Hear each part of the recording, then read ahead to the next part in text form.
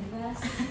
Lumayan dar los ya. Kayak dari jam 2 mau TW tiba-tiba hujan, terus akhirnya nunggu dan akhirnya ya alhamdulillah bisa sampai sini dengan Oke, selamat. alhamdulillah ya Kak, walaupun agak basah dikit, tapi berarti itu dedikasi ya. Iya, benar. Makanya kita mau makasih banyak banget nih Kak udah menyempatkan waktunya dan di tengah kesibukan dan di tengah hujan deras juga masih ya nggak apa-apa bisa kayak aduh kita makasih banyak lah Kak pokoknya buat Kak Nafa nih. Nah, jadi sebelumnya kita mau perkenal dulu nih kami dari kelompok 9 paralel 2. Di sini kita dalam rangka tugas mata kuliah etika dan komunikasi profesional nih Kak. Gitu, makanya kita di sini mau podcast dan di sini kita akan bahas mengenai SDGs, Sustainable Development Goals, dan kita akan lebih fokus ke pendidikan, itu poin 4, quality education, sama poin 5, gender equality gitu Mbak. Mungkin kita perkenalan dulu kali ya. Boleh. Aku Asia, ini aku Salma. Aku Farhan. Aku Maji. Oke. Dan narasumber kita yang sangat keren, Kak Nafa Olivia Rahma, atau kita panggil Kak Nafa ya. Iya, benar. Oke, jadi mungkin kita background Kak Nafa dulu ya, mungkin bisa kita ulik sedikit ya dari yang kita research ya. Kak Nafa ini kan dari SKPM FEMA 59. Kemudian juga sudah menjabat nih jadi ketua BEM FEMA Kabinet Senadi Berarti.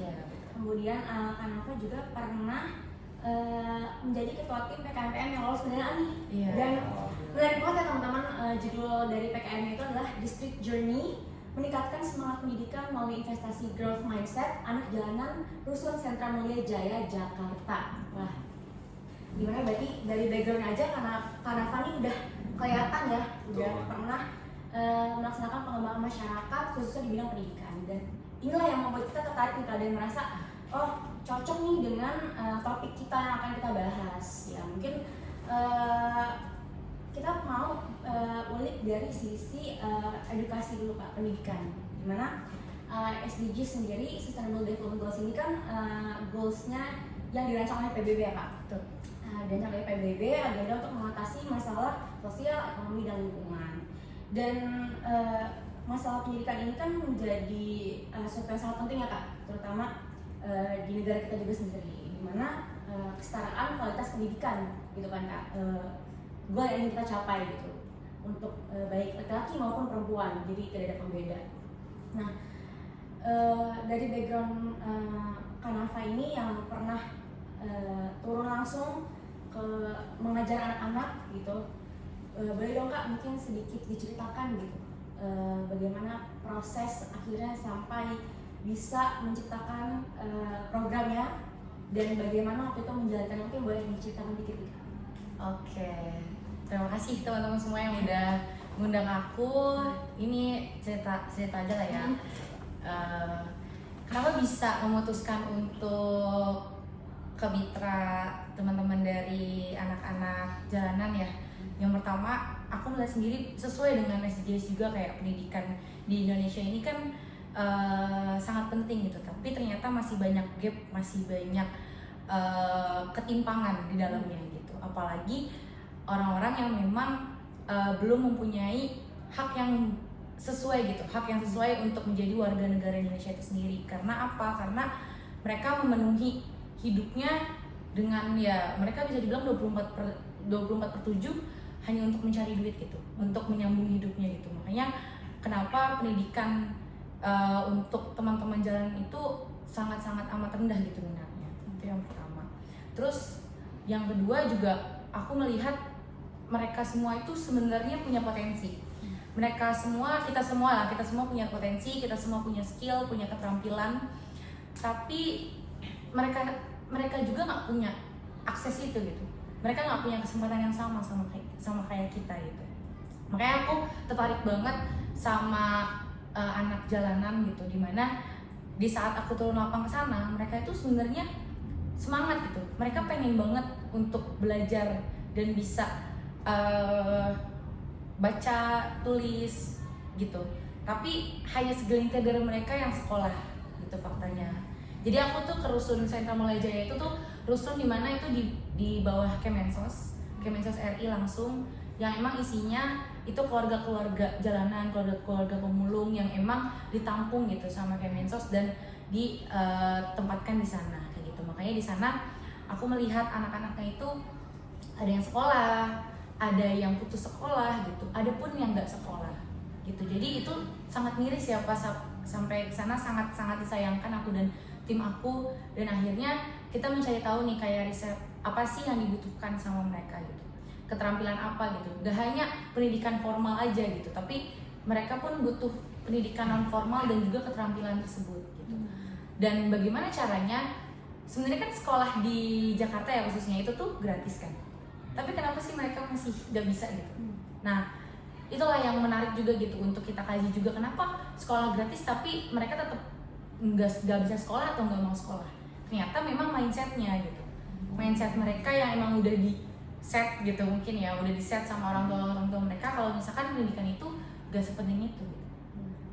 Lebih penting ya kalian nyambung hidup, cari duit gitu, dan bisa menghidupi diri mereka dan keluarganya seperti itu. Bahkan anak-anak di sana pun yang masih umur 9 tahun, 10 tahun itu tuh udah nggak sekolah gitu, banyak yang nggak sekolah dan bantuin bapak ibunya gitu. Nah dari situlah gimana caranya kita pengen pertama itu mengubah mindset mereka gitu, mengubah mindset mereka menjadi growth mindset gitu. Growth mindset untuk mereka tuh setidaknya bisa tahu dulu kalau pendidikan penting.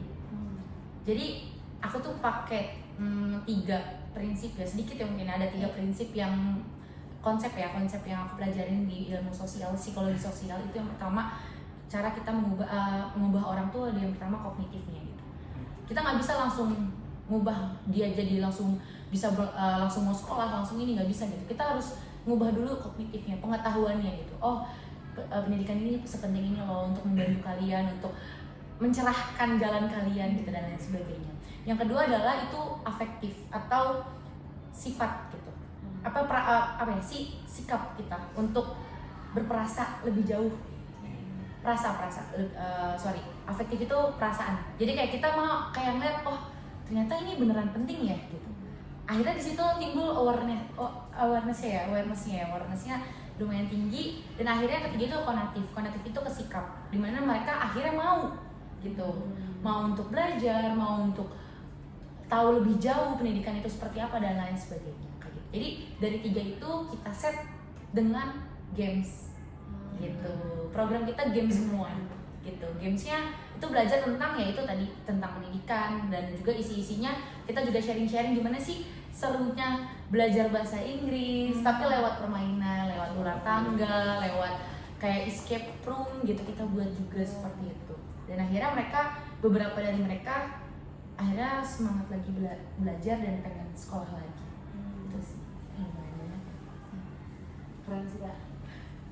Seperti tadi dari adanya kognitif, dari adanya afektif sama konatif ya Kak, yang udah Kakak bangun juga di mana di Rusun Jakarta itu, aku penasaran nih Kak, momen apa sih yang paling membekas ketika Kakak berada di sana gitu, yang paling membekas yang hingga Kakak tuh kayak nyadar kalau oh ternyata mereka itu seharusnya kita tuh bersyukur ya ketimbang mereka gitu. Kira-kira apa tuh? Oke, kan kalau aku kesana tuh sebenarnya banyakan Sabtu Minggu ya.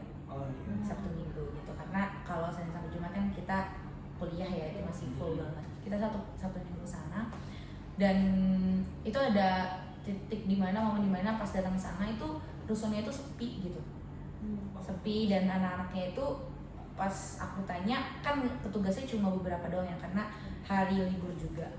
Dia bilangnya mereka lagi lagi mulung gitu, lagi nyari duit juga sampingan, dan mereka di sisi itu pas balik mereka tuh semangat banget ketemu kita gitu kan, semangat banget ketemu kita. Dan ada satu keluarga, aku sih lebih fokus ke anak-anaknya, jadi ada adik sama kakaknya cowok, adiknya cewek. Itu tuh sumpah mereka tuh pinter banget, kayak aktif banget, mereka mau nanya, mereka benar-benar kayak kakak aku mau ikut, kakak datang lagi, harus datang lagi dan lain sebagainya. Benar-benar semangat banget untuk ngikutin program kita. Dan akhirnya sama tim aku itu tuh dia sekolah gitu kan.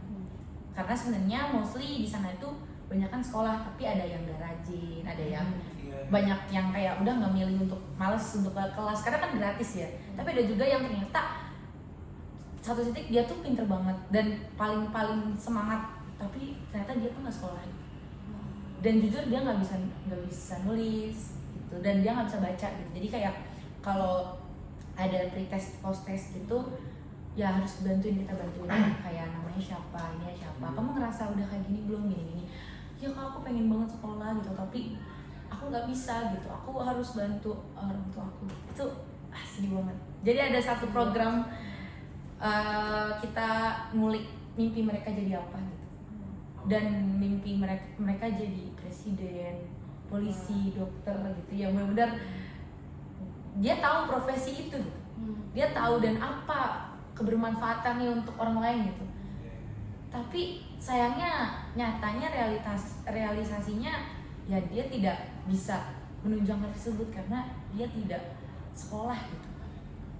Dan ya dibilang aku nggak bisa sekolah gitu sekarang karena aku benar-benar nggak dibolehin sama orang tua aku gitu. Aku kekurangan gitu, keluarga aku kekurangan banget, aku harus bantu gitu. Nah makanya kenapa dia sangat senang banget dan minta kita untuk datang setiap hari malah gitu kan, aku nggak bisa gitu ya. Terus akhirnya ya udah kita buat modul pembelajaran buat dia dan teman-temannya, dan akhirnya setelah dari itu kita melakukan audiensi gitu. Ya jatuhnya audiensi diskusi lah sama keluarganya, orang tuanya, sama pengurus rusun juga gitu, kelompok pekerja di sana. Dan akhirnya kita ngobrolin buat dia kembali bersekolah. Dan akhirnya alhamdulillah sekarang dia balik kembali ke sekolah. Tapi ya jatuhnya dia umurnya 9 tahun tapi baru kelas 1. Kalau di rusun itu kebanyakan usia berapa Kak? Usianya kebanyakan 5 sampai 15 sampai SMP. Kalau di SMA biasanya mereka kayak apa ya, tinggal sendiri atau di rumah yang bukan di rusun itu gitu. Berarti masih ada apa ya, istilahnya masih ada awareness lah ya, kurang lebih dari beberapa orang yang udah ke brainwash dari culture-nya di sana. Mereka juga masih ada inisiatif untuk bisa mau belajar, bisa mau ngeraih goals mereka gitu ya di sana. Mungkin kalau kita kaitkan dengan sekarang kita di kampus ya, itu kan kita kan sering dengar tuh Kak masalah soal pendidikan berkualitas, tapi kan faktanya sekarang itu masih banyak nih Kak antara gap antara teori dan realita yang ada gitu, yang udah ada di status quo sekarang. Kalau Kakak boleh jujur gitu, menurut Kakak sendiri tuh secara nggak langsung kampus kita itu udah ikut berdampak nggak Kak melalui poin keempat dari SDGs tadi itu? Kalau boleh jujur sebenarnya sudah berdampak sekali, karena bisa dilihat sistem pendidikan di IPB ini lumayan tertata rapi ya, yang aku lihat gitu. Dan goalsnya mungkin apa ya, KPI-nya disebut apa aku lupa, itu tuh ada benar-benar real detail gitu. Dan aku pernah juga diajak rapat gitu kayak KPI dari IPB ini, dan setiap departemen kalau nggak salah juga ada nominasi gitu di akhir tahun. Setiap tahun tuh IPB ada nominasinya kayak departemen apa, fakultas apa yang mencapai KPI paling tinggi, itu tuh ada. Itu kalau teman-teman bisa lihat gitu, atau ada di Instagramnya Pak Arif ataupun ya wakil rektor yang lainnya. Dari situ kan terlihat gitu kalau misalkan memang kampus kita beneran mau menuju ke sana gitu, mau menuju ke pendidikan berkualitas itu. Tapi tidak menutup kemungkinan juga memang banyak yang masih bolong-bolong lah sedikit gitu ya. Salah satunya mungkin kalau berdampak itu yang bisa kita lihat banget KKN ya. Iya. Betul, program KKN tuh jujur itu sangat berdampak banget gitu. Bukan hanya untuk mahasiswa IPB-nya dapat branding atau IPB dapat branding, tapi itu tuh bisa bermanfaat buat masyarakat gitu. Dan gak banyak, dan gak sedikit yang setelah abis dari KKN tuh ngebuat suatu alat ya, sistem yang memang diaplikasikan di desa itu dan diaplikasikan lagi lebih luas gitu. Itu sih yang membuat aku amazed, karena IPB sangat-sangat amat menjunjung tinggi kepada masyarakat ya, berdampak kepada masyarakat itu sendiri kayak gitu.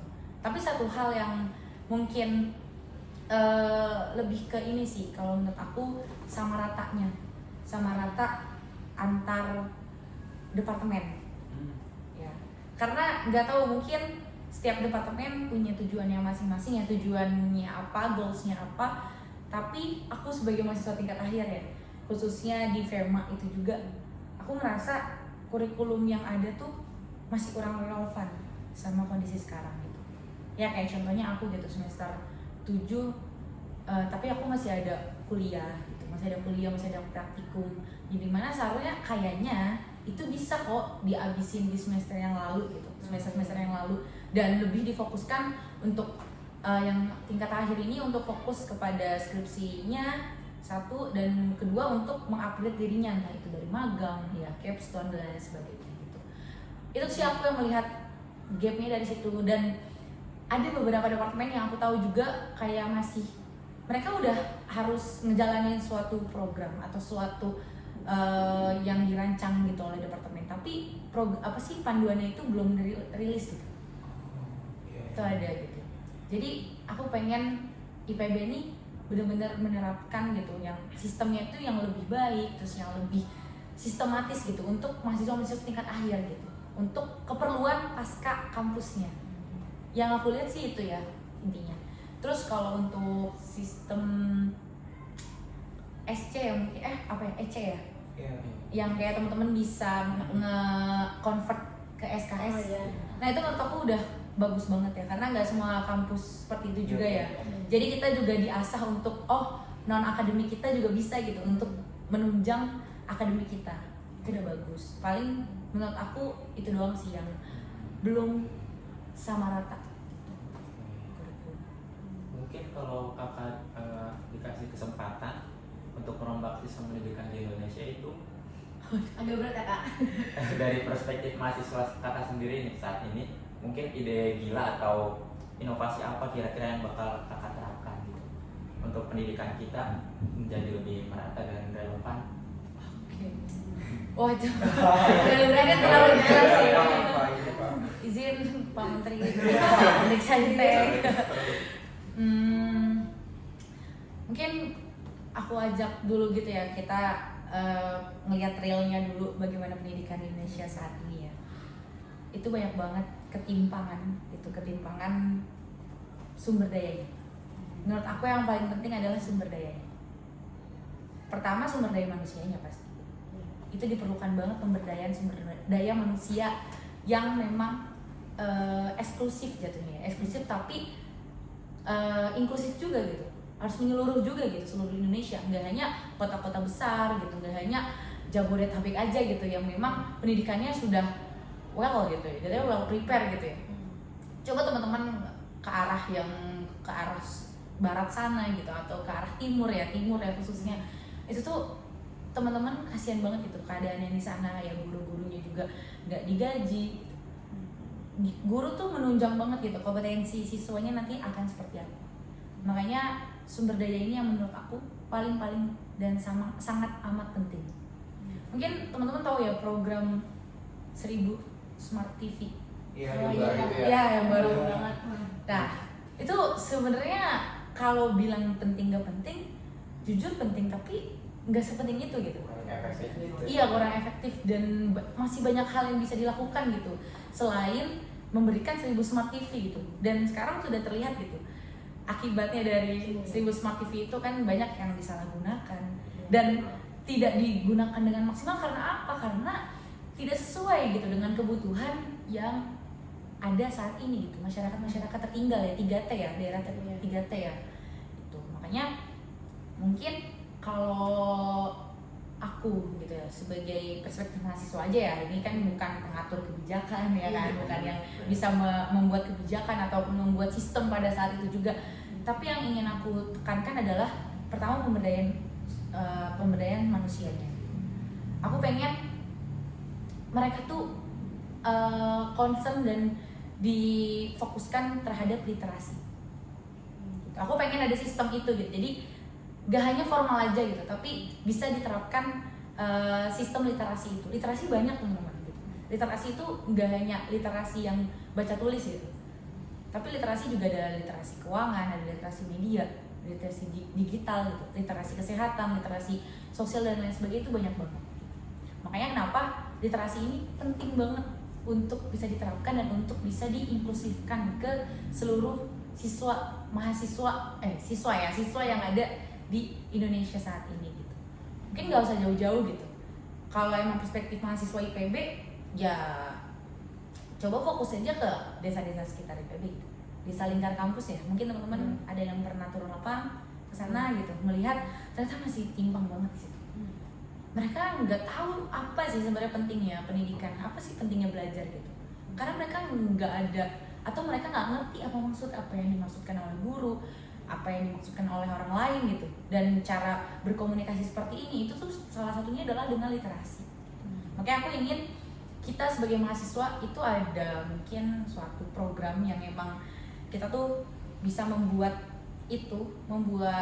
sistem literasi itu gitu untuk bisa diterapkan ke banyak orang, untuk banyak siswa tersebut.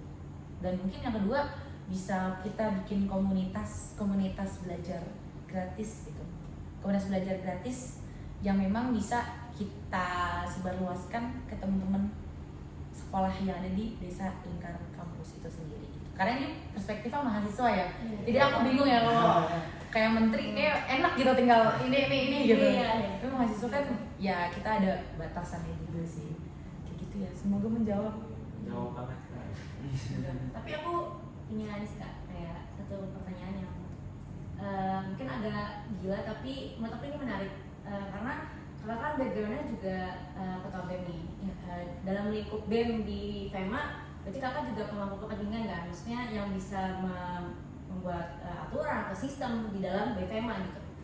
Kalau misalnya nih Kak, naik pangkat gitu, misal ya Kak, jadi Menteri Pendidikan, terus bisa dong kan buat sistem, membuat kebijakan baru terkait pendidikan.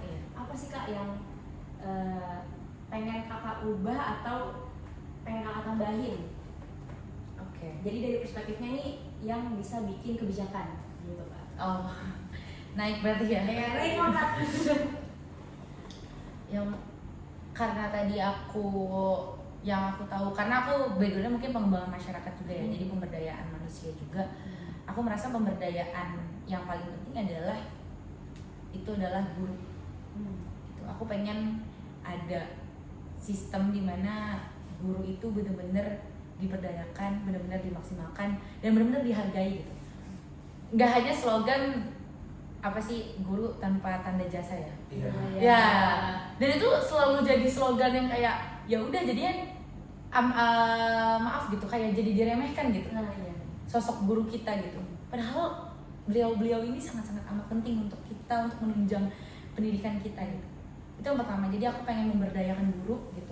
Dengan pertama gaji yang layak, yang pasti ya, tunjangannya yang settle gitu. Jadi orang tuh nggak takut lagi untuk jadi guru gitu. Untuk menyalurkan ilmunya tuh nggak harus ngitung-ngitung lagi nanti pulang mau makan apa gitu. Iya kan? Itu pertama dari gurunya. Terus baru dari sistem, karena aku melihat harus bottom up, bukan top down. Yang aku lihat dari pemerintah sekarang itu terlalu top down. Top down itu dari atas. Jadi dia nggak melihat dari perspektif masyarakat gitu. Hanya ngelihat dari kejauhan, oh butuhnya ini ya udah langsung ini aja dan disamakan semua. Gitu. Aku pengen ada sistem bottom up gitu, dari masyarakatnya. Jadi sesuai dengan kebutuhan-kebutuhannya. Perlu apa? Perlu data pasti. Data yang presisi, data yang benar-benar real gitu. Jadi setiap daerah, setiap pulau misalkan ya, itu punya kebutuhannya masing-masing. Misalkan Jabodetabek, tinggal ditingkatkan. Ya, tinggal ditingkatkan, diakselerasi dan lain sebagainya. Coba kita ke pulau-pulau yang di Maluku, NTB, NTT gitu, dan Kalimantan di sana, yaitu berarti harus banget punya sistem yang lebih gitu, 3 kali lipat kalau bisa. Gitu. Dan yang ketiga adalah fasilitasnya. Gitu. untuk menunjang kita enak banget di sini gitu. Dengan ada AC, dengan ada TV, dengan ada ruangan seperti ini udah sangat menunjang kita gitu. Tapi coba lihat yang di sana teman-teman sana gitu. Even lampu aja, aku tuh alhamdulillah ya aku jadi tergabung di Sobat Bumi Pertamina gitu ya, awardee juga. Dan di situ kita tuh Zoom bareng. Itu kan dari Sabang sampai Merauke ya. Ada yang sampai, Kak maaf banget aku nggak bisa join Zoom dan ini baru ada sinyal karena di daerah aku nggak ada lampu, terus nggak ada sinyal, terus ini hujan deras dan ini banjir. Difoto sama mereka, dikasih. Itu kan terlihat banget itu. Padahal iya dia awardee juga gitu, beasiswa juga gitu. Dan di situ terlihat banget ternyata aksesnya yang kurang memadai. Jadi fasilitas dan akses, lalu pemberdayaan dari guru dan siswanya itu sendiri sesuai dengan kebutuhan masing-masing. Itu sih. Kalau konkretnya aku belum bisa tahu kayak harus kayak gimana, tapi aku mau seperti itu dulu gitu. Langkah awalnya. Iya, langkah awalnya seperti itu. Mungkin dari tadi kita udah bahas di pendidikan ya Kak. Sekarang kita geser ke SDGs point 5 yang gender equality. Kan dari yang kita tahu Kakak tuh cuman satu-satunya ketua BEM perempuan gitu di IPB ini. Nah, pernah gak sih Kakak tuh diremehin atau ada stereotip karena beda gender itu? Dan boleh mungkin diceritain sedikit gimana juga cara Kakak menghandle ini? Oke, gender equality ya, ini menarik banget sih karena dari awal aku sekolah tuh dari SD mungkin ya atau SMP ya aku udah mulai gitu loh untuk kayak coba show up gitu untuk pengen lah tampil dan juga bermanfaat gitu untuk teman-teman sekitar aku gitu. Sebenarnya yang pada saat aku di mahasiswa ini tidak terlalu signifikan aku merasakan stereotip itu. Tapi di balik gender equality ini sebenarnya aku belajar juga terkait gender dan pembangunan di SKPM. Dan itu benar-benar dikulik, benar-benar dibahas bagaimana sih gender ini dalam pembangunan di negara kita. Dan faktanya ada 5 hal yang memang masih dirasakan dan masih timpang banget. Itu tentang pertama stereotip, benar tadi stereotip 1, terus kedua itu beban kerja. Kalau teman-teman tahu ya beban kerja, perempuan kayaknya kalau di rumah itu kayak lebih gitu 2 kali gitu. Dan iya, dan gak dianggap ya kalau misalkan kita bersih-bersih, beres-beres menjadi ibu rumah tangga itu sebenarnya kerja loh. Tapi memang yang tidak menghasilkan duit gitu, tidak ada hasil-hasil. Tapi banyak orang yang kayak ya itu emang iya nggak ada pengalamannya, nggak berguna gitu dan nggak bermanfaat dan sering diremehkan beban kerja itu. Terus yang kedua adalah yang ketiga adalah subordinatif. Jadi kayak ya tadi biasanya orang-orang yang perempuan tuh jadi jadi peran di organisasi, peran dimanapun itu tuh yang administratif banget gitu. Pasti nggak dikasih akses yang lebih atau kesempatan yang lebih untuk dia menjadi posisi yang strategis. Peran-peran strategis tuh kurang gitu. Sampai saat ini sih aku melihatnya gitu ya. Sampai di IPB juga masih banyak cewek-cewek yang atau enggak yang cowok-cowok udah jadi sekretaris tuh kayak kok cowok jadi sekretaris? Ya nggak hanya perempuan dong ya. Perempuan kok kamu jadi ketua kepala divisi, emang kamu mau dipimpin sama seorang perempuan ya gitu-gitu. Terus yang keempat itu ada marginalisasi. Ya jadi kayak perbedaannya itu gapnya tuh tinggi banget antara perempuan dan laki-laki gitu. Dari apapun itu, dari tugas. Ya nggak sih kayak tugas kuliah kalian aja itu kadang beda gitu. Kayak yaudah kan kamu laki-laki gitu, kamu kan perempuan ya udah tugasnya yang gini-gini aja gitu. Jadi melihat perempuan itu dibatasin gitu untuk berkembang. Ya. Yang terakhir adalah kekerasan. Itu nggak menutup kemungkinan banget ya. Kekerasan pada perempuan itu sangat amat tinggi. Jadi makanya tadi kenapa gender equality ini sangat penting, dan aku sebagai ketua BEM juga itu sebenarnya pernah sedikit, aku ada cerita sedikit kayak sebelum aku nyalon tuh banyak banget orang yang kayak beneran nih Nafa gitu ya, apa sih nyalon gitu, perempuan gitu, terus wakilnya juga laki-laki gitu, kok kenapa nggak dibalik aja gitu, kenapa nggak wakil aku yang jadi ketua dan aku jadi wakil gitu. Itu banyak, sampai dimana itu ada di debat publik. Di debat publik itu ada orang yang menanyakan itu langsung straight forward gitu, kayak sesi pertanyaan, karena aku tunggal ya, jadi kayak pertanyaan dari audiens kayak nanya gimana kamu menyikapi stereotip kamu, apalagi kamu seorang perempuan. Jadi mana kita semua tahu gitu, kalau misalkan perempuan itu pasti makainya perasaan, makainya nggak pakai logika dan lain sebagainya. Itu beneran langsung nanya dan tertujunya ke aku gitu, kamu gimana sih gitu, soalnya kita belum sepercaya itu gitu, jatuhnya gitu lah. Kayak belum sepercaya itu sama kamu untuk memimpin FEMA gitu, kayak gitu sih. Jadi ada momen itu gitu, dari awal aku nyalon sampai dengan straightforward gitu, ada yang nanya ke aku gitu di debat publik. Itu bener-bener apa ya, membuat aku tuh bener-bener ditampar gitu. Kayak bukannya aku nyerah, bukannya aku ngedown, aku malah ngasih tahu gitu, kalau misalkan aku ngasih bukti ke mereka kalau misalkan ya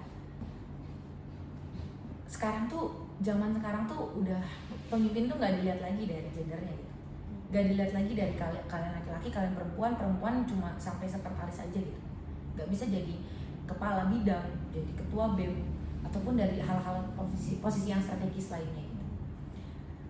Cobalah dilihat dari bagaimana mereka berpikir, ya, cara mereka berpikir, iya kinerjanya, bagaimana mereka membuat sistem, bagaimana mereka bisa mengaplikasikannya itu secara nyata gitu, secara konkret gitu. Apa sih visi misinya? Itu pemikiran yang sangat konservatif gitu. Kalau misalnya masih melihat perempuan tuh seperti itu gitu. Makanya cara aku nanganin itu juga, aku butuh support juga dari tim aku. Tim aku, tim yang solid itu dibutuhkan di situ untuk bisa mengaplikasikannya, dan aku pun butuh pandangan laki-laki juga gitu. Jadi setiap hal apapun itu yang ada di BEM aku selalu diskusikan dulu sama BPH aku gitu. Jadi aku berani untuk bertindak untuk diri aku, karena diri aku, dan untuk semuanya. Keren banget ya, berarti sebenarnya di FEMA kakak baru pertama kali ada ketua BEM perempuan itu kakak? Oh, atau sebelumnya emang udah pernah? sebenarnya udah ini ketiga. Oh yang ketiga? Iya, yang ketiga. Pertama tuh 55, 57, dan 59. Mungkin banyak orang yang bilang kalau gender equality itu sebenarnya isu global, padahal akar masalahnya kan dari hal-hal kecil kita. Menurut kakak, apa contoh nyata diskriminasi gender yang masih sering terjadi di kampus selain yang kakak sebutin tadi? Yang sering, yang udah aku sebutin mungkin itu udah familiar banget ya, udah familiar kayak yang di organisasi, mungkin untuk pembagian tugas dan lain sebagainya gitu. Tapi emang dasar itu sih yang menjadi 5 masalah yang masih ada, 5 isu itu tuh, isu gender itu masih ada dan nyata sampai di kampus. Bahkan hak untuk berpendapat aja menurut aku itu sangat sangat terlihat bagaimana orang-orang lebih bisa memberikan perhatian lebih untuk laki-laki daripada perempuan gitu. Biasanya kalau pendapat perempuan, oh ya udah pasti ya gitu aja gitu.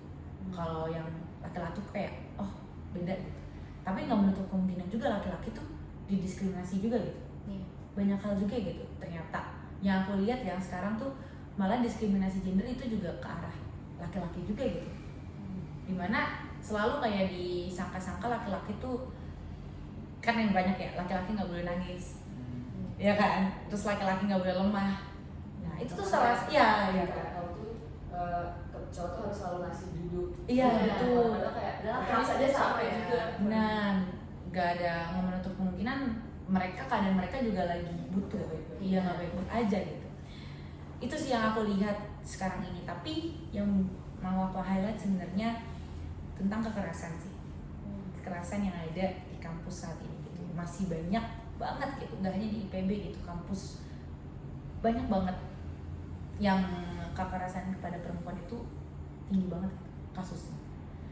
Mungkin teman-teman tahu semua gitu ya, kayak adalah banyak yang selalu diangkat-angkat tuh kayak kekerasan seksual, ya kekerasan pada hubungan biasanya yang pacaran, dan lain sebagainya. Itu tuh jujur miris banget ya, karena perempuan tuh dianggap sangat lemah dan ya udah lu pokoknya nurut aja gitu. Banyak banget kan yang apalagi yang sedang aku urus ini ya, itu kekerasan seksual juga gitu. Dan banyak dari lapisan-lapisan lain yang tidak menutup kemungkinan kekerasan ini tuh masih eksis banget ternyata gitu. Kayak kita tuh sebagai perempuan dan laki-laki juga gitu ngerasa gender ini tuh jadi masalah yang serius karena kita tuh merasa ruang ini nggak terlalu aman buat kita. Ini ruangan kuliah loh, ruangan akademik loh gitu. Tapi kenapa ya aku masih ada rasa nggak aman dan yang nggak nyamannya gitu. Aku aja sendiri di sini ya kalau bisa dibilang tadi aku masih ada amanah sebagai ketua BEM yang dimana bisa untuk bertindak lebih gitu. Apalagi teman-teman gitu. Aku aja merasakan hal seperti itu. Apalagi teman-teman yang mahasiswa biasa gitu, yang bisa aja menjadi berpotensi lebih besar gitu untuk mendapatkan hal tersebut. Jadi aku kira ketidaksetaraan gender yang ada saat ini adalah ya tadi kekerasan di kampus yang aku masih rasakan banget. Oke, mungkin dari yang Kak ngomongin tadi, ternyata di kampus ini masih banyak ya kekerasan dan diskriminasi serta sebagainya. Mungkin pesan dari Kakak untuk mereka yang minder atau terdiskriminasi itu apakah yang membuat mereka tuh menjadi powerful dan berani gitu, pesan utamanya? Oke, mungkin kita itu semuanya setara. Kita gak harus dari keluarga yang berada gitu, gak harus dari daerah-daerah yang sudah maju gitu, ataupun privilege lain lah yang memang bisa mendukung kita gitu. Kita itu setara, laki-laki dan perempuan itu sama gitu. Yang aku bisa highlight dari 2 SDGs tadi itu adalah kesempatan. Ya kan, kalau misalkan dilihat kesempatannya itu berbeda gitu, yang saat ini dirasakan gitu. Jadi buat orang-orang yang minder, buat teman-teman yang belum berani untuk mencoba itu, teman-teman gak harus jadi sempurna dulu untuk memulai gitu. Teman-teman gak harus punya sesuatu dulu tadi, gak harus punya duit dulu yang banyak. Teman-teman cuma satu hal gitu, berani untuk maju satu langkah aja, untuk mulai aja dulu gitu. Gak harus tunggu sempurna dulu untuk berproses, karena itu akan menggambarkan teman-teman bisa keluar dari zona nyaman.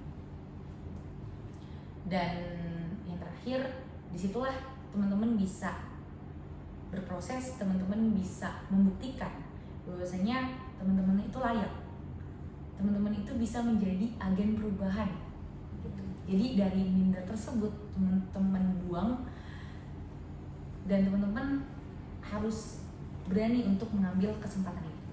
Sama tadi terkait kesempatannya juga gitu, teman-teman harus ambil, gak harus sempurna. Itu sih biasanya aku untuk diri aku ya, untuk mencoba suatu hal yang baru, aku selalu bilang aku nggak harus sempurna gitu. Kita nggak harus sempurna untuk mencoba sesuatu. Yang penting satu langkah aja lebih maju, itu akan mengubah semuanya. Keren banget Kak. Jujur aku tertarik banget ya sama poin Kakak yang mengenai kesempatan itu dan mengenai potensi juga. Semua orang punya potensi yang sama, tapi aksesnya ini yang ternyata beda-beda gitu. Dan mirisnya di negara kita timpangannya sangat jauh gitu. Kalau yang mungkin kita yang tergolong beruntung ya sekarang akses pendidikan mudah, bahkan bisa sampai ambil sarjana kan, pendidikan tinggi gitu. Dimana banyak teman-teman kita, keluarga kita, satu bangsa, satu negara yang di belahan pulau lain atau di kota kabupaten lain yang bahkan SD aja bisa nggak lulus karena kondisinya yang harus mungkin bantu orang tuanya segala macam, yang mungkin waktu di SMA bahkan kalau misalnya aku cerita sedikit ya Kak, di SMA aku aja yang aku di Tangerang backgroundnya kebetulan ya lokasinya. Di SMA aku aja tuh waktu zaman lagi mau SNBT itu yang lain kayak lagi sibuk mikirin mau univ mana, jurusan mana, tapi ada beberapa temanku yang pengen banget lanjut pendidikan tinggi tapi kondisinya nggak bisa.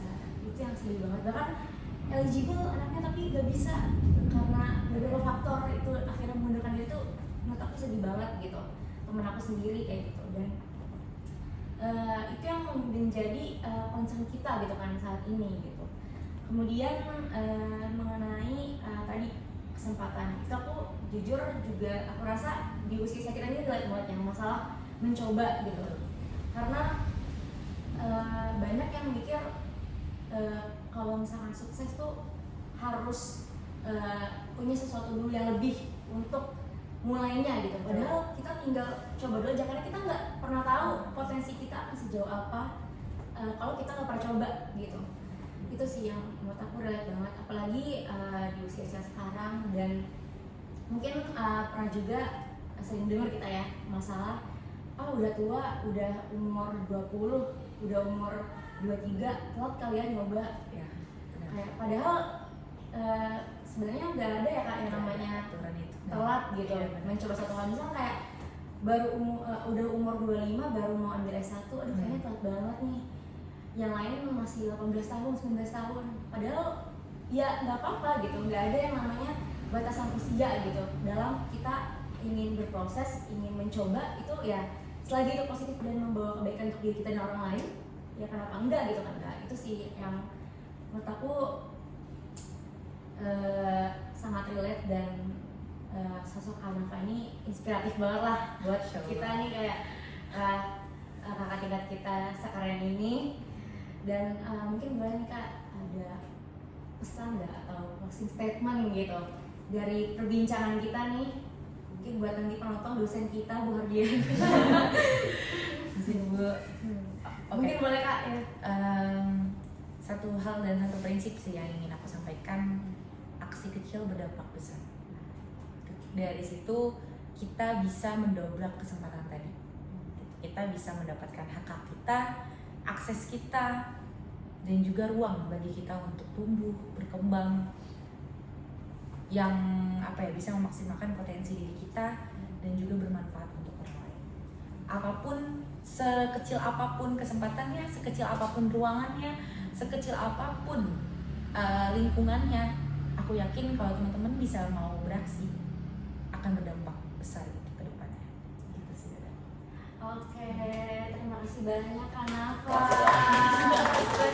Keren banget. Semoga perbincangan kita ini bisa sedikitnya bisa bermanfaat lah untuk sesama ya, buat kita juga nih sebagai mahasiswa tingkat 2. Semoga kita bisa dapat banyak pembelajaran lah dari cerita-cerita yang udah Kak Nafa ceritain ke kita gitu. Sekali lagi terima kasih banyak Kak sudah Sama-sama. menyempatkan Makasih ya.